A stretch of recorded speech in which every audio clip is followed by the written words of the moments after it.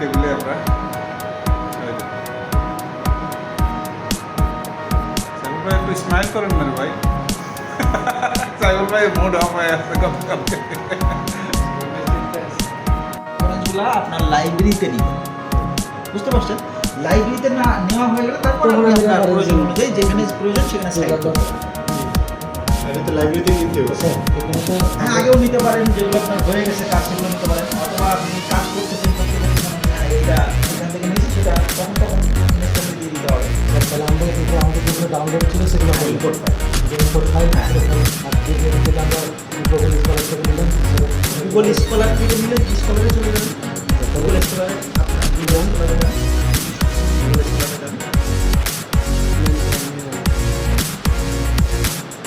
গুগলে যান, ক্রোমে যান, ক্রোমে আপনার এখানে যেটা দেওয়া না, তো আপনাকে ফোল্ডারটা অ্যাড করে নিতে হবে। এখানে লেখে মেন্টালি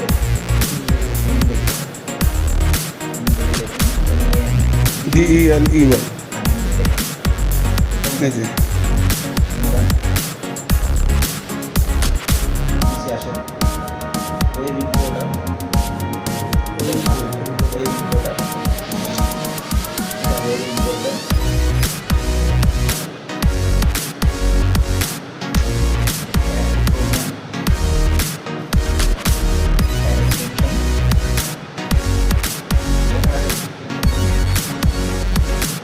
এটা আপনার ক্রোমের এক্সটেনশনে অ্যাড হয়ে যাবে। এই দেখুন, এবার আপনি গুগল স্কলার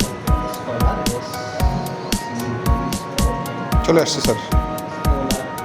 না, এখানে আপনি আর্টিকেল, কোন ধরনের আর্টিকেল, কোন আর্টিকেল, কোন ধরনের কি টাইপের আর্টিকেল, এখান থেকে আপনি যদি মনে করেন এই আর্টিকেলটাই, তাহলে আপনি নিতে পারেন। ভিতরে আগে পড়তেও পারেন, যদি মনে না পড়ে আপনি হ্যাঁ এটাই চাচ্ছেন, এটাই আপনি সাইড করবেন, তাহলে এখানে আসেন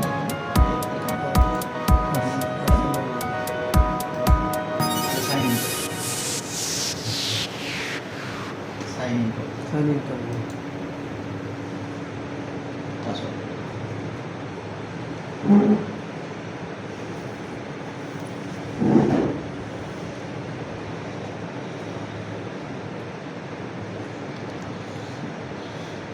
এটা আপনার আইডি, তাই না? বসুন।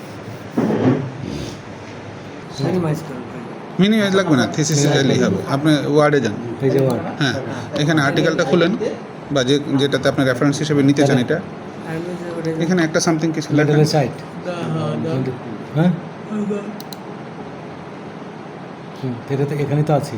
হ্যাঁ অল রেফারেন্সে যান বা রিসেন্টলি অ্যাডেডে যান, আচ্ছা অল রেফারেন্সেস অল রেফারেন্স এই যে দেখেন চলে আসছে। এই যে স্টক হ্যাঁ এটাকে হ্যাঁ ইনসার্ট করেন, অন সাইট আছে। হ্যাঁ এই যে চলে আসছে।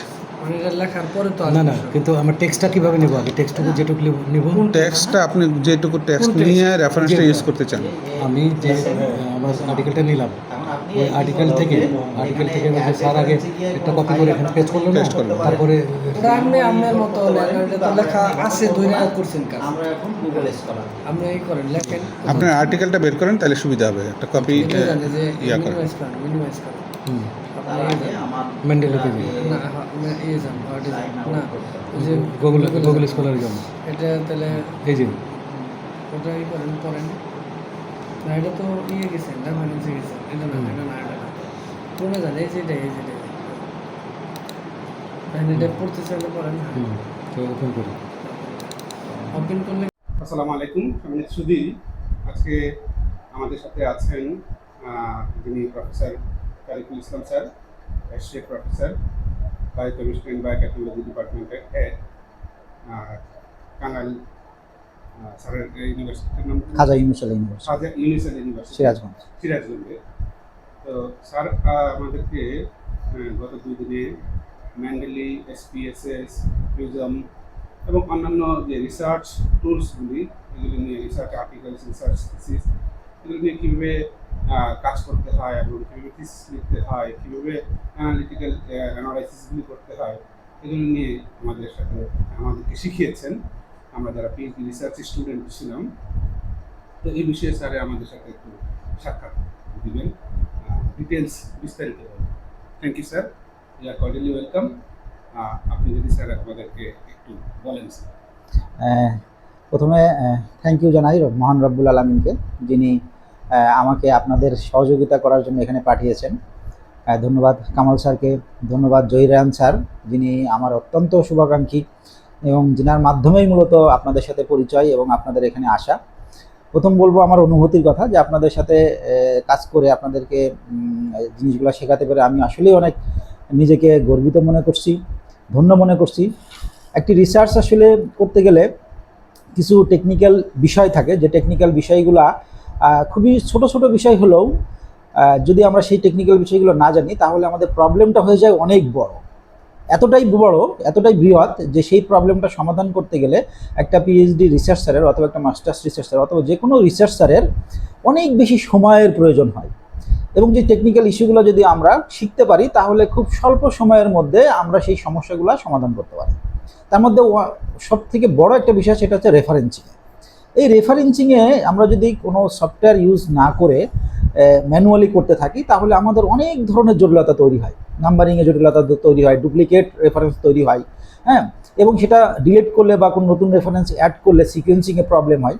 তো আমরা যদি একটা সফটওয়্যার, অর্থাৎ যেমন মেন্ডেলি বা জোটেরো বা এন্ডনোট, এই যে সফটওয়্যারগুলো আছে এগুলোর মধ্যে মেন্ডেলিটাকে আমি সবচেয়ে বেশি প্রিফার করি, কারণ এটা ইউজার ফ্রেন্ডলি।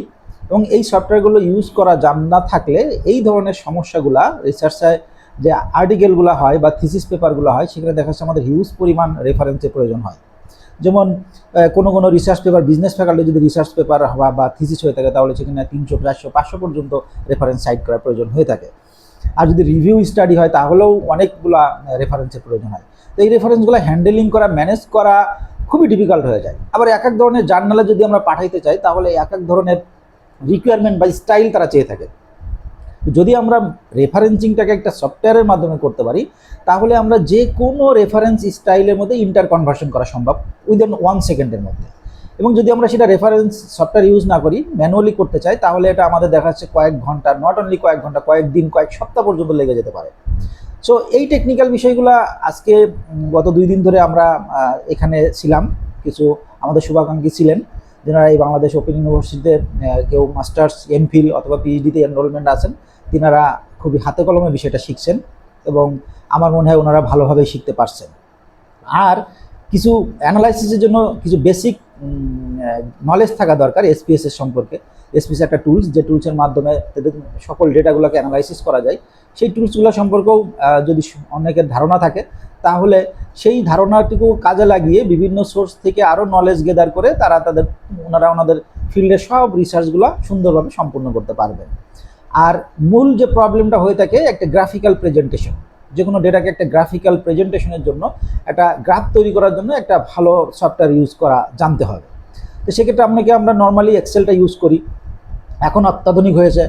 অত্যাধুনিক ক্ষেত্রে আমরা অনেকে গ্রাফপ্যাড, প্রিজম ব্যবহার করে থাকি, পাইথন ব্যবহার করে থাকি, হ্যাঁ, আর ব্যবহার করে থাকি। তো এগুলা হচ্ছে গিয়ে অ্যাডভান্স লেভেলের।